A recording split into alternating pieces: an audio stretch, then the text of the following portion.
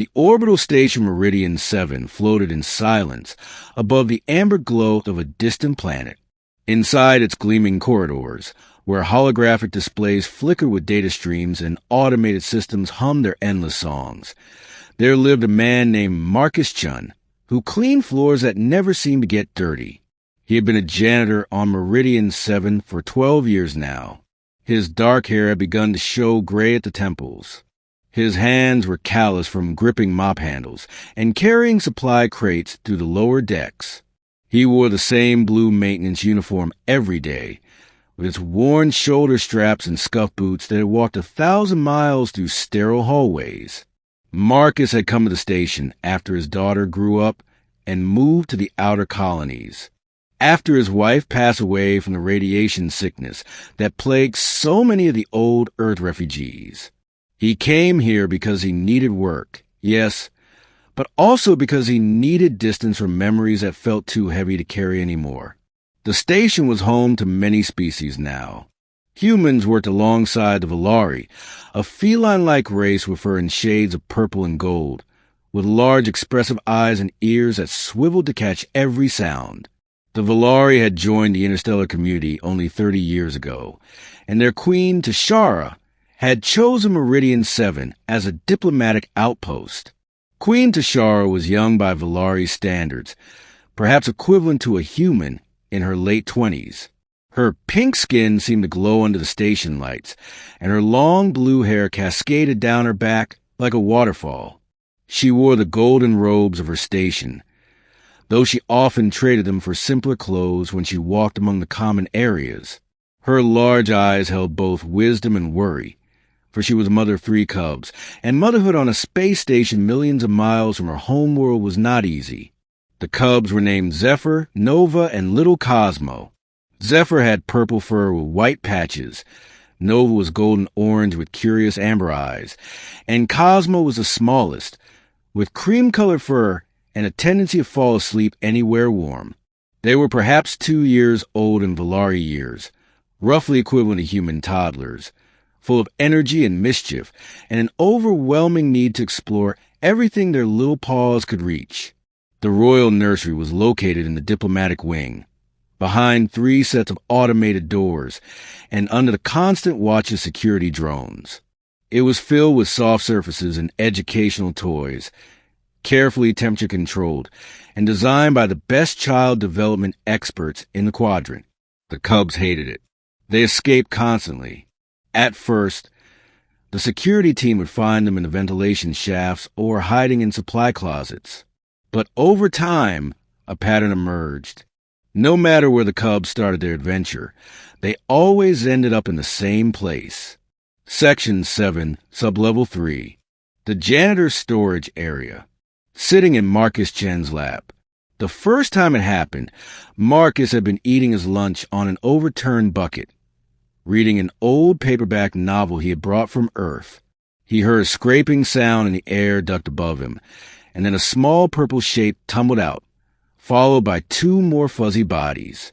The cubs had looked at him with those enormous eyes, chittered softly to each other, and then climbed directly into his lap. Within minutes, all 3 were asleep, purring in a way that made his chest vibrate. Marcus had sat very still, afraid to move, afraid to break whatever spell had been cast. He had pressed the emergency call button on his wrist console, and within minutes, the nursery staff had arrived in a panic, followed shortly by Queen Tashara herself.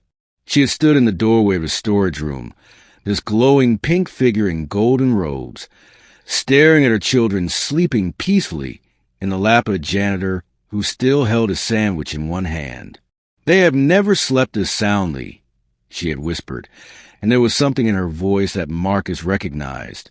The exhaustion of a parent who had forgotten what rest feels like. That was 4 months ago. Now it happened almost daily.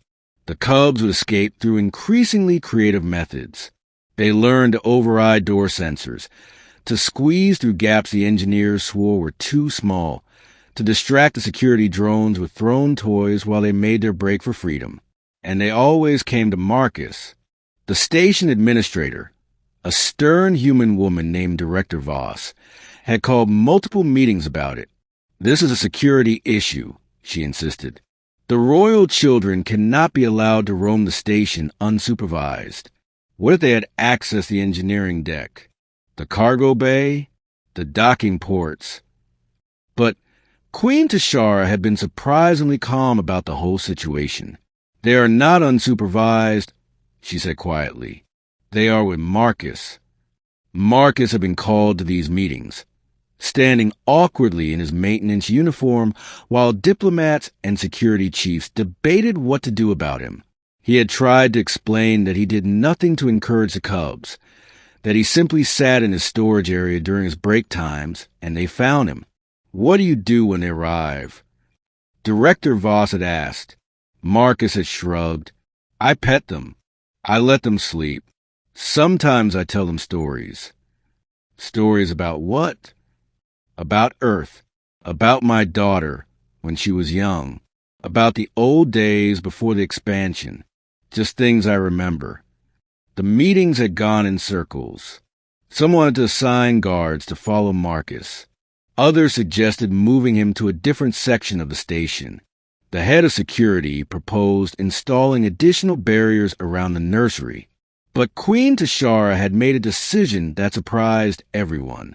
"Perhaps," she had said, her voice carrying the weight of her office, "we have been thinking about this incorrectly.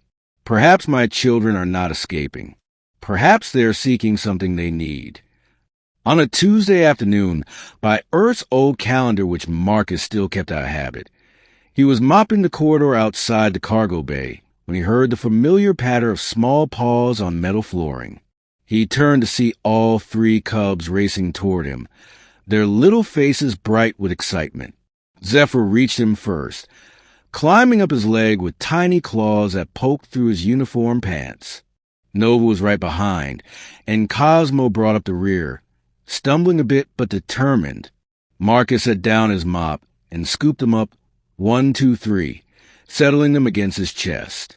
They immediately began to purr, a sound like a small engine humming contentedly. "You three are going to get me fired," Marcus murmured, but he was smiling. A voice behind him said, "Actually, I was hoping we could talk about that." Queen Tashara stood in the corridor, and she was not wearing her royal robes. Instead, she wore a simple yellow dress that somehow made her seem more approachable, more real. Her blue hair was tied back, and her face showed the kind of tiredness that no amount of sleep could fix. "Your Majesty," Marcus said, starting to stand, "please do not get up. You will disturb them." She moved closer, looking down at her children sleeping in his arms. "May I sit with you?" Marcus gestured the floor beside him, and the Queen of the Valari people sat down on the cold metal deck of a space station, tucking her legs beneath her like any mother might. They sat in silence for a moment. The station hummed around them. Somewhere far away, an announcement echoed about a supply ship docking.